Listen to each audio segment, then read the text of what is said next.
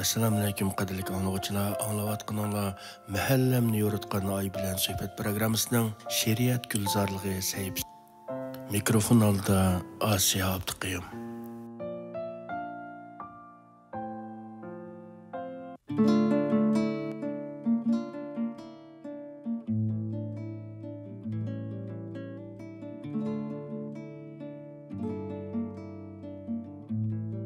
Mehri ay.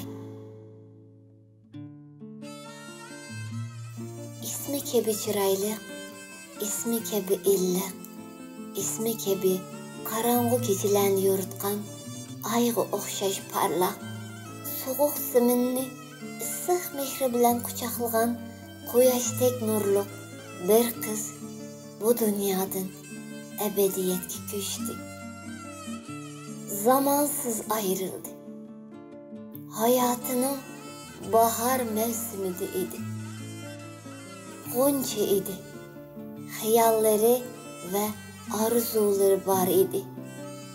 Zulmat qarang'uliq ichida tiprab, nima qilishini bilolmay tantirab qolgan bu dunyo uning illiqligiga ve yorug' nuriga muhtoj edi.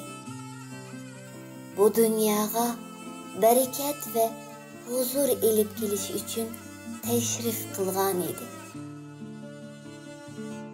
Qisqagina ömrüde barligi bilan hammaning taqdirlashiga erishgan edi.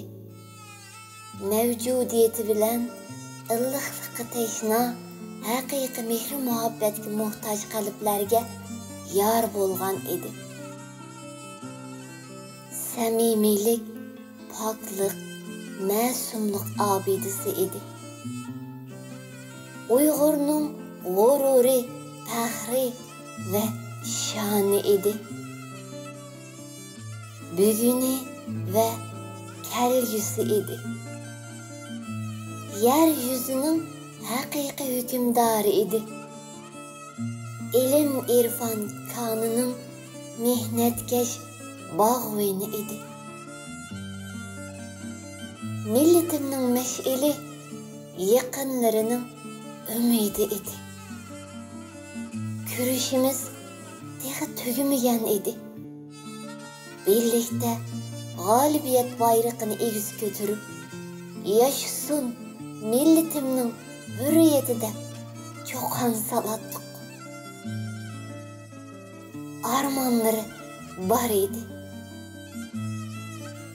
Yerim kaldık. Kıyametinin otursuda meş'elsiz kaldık. Milletçe nuriga ihtiyacımız var idi. Qayg'uluq günlerimizde söygü muhabbeti bilen bizge güç bolgan idi.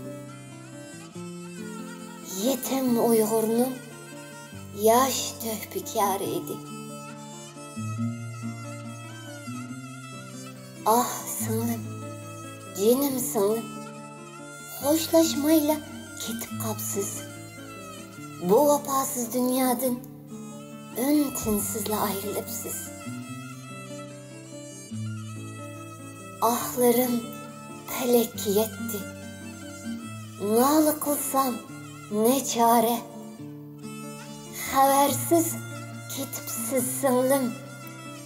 Yalğız kaldık beçare.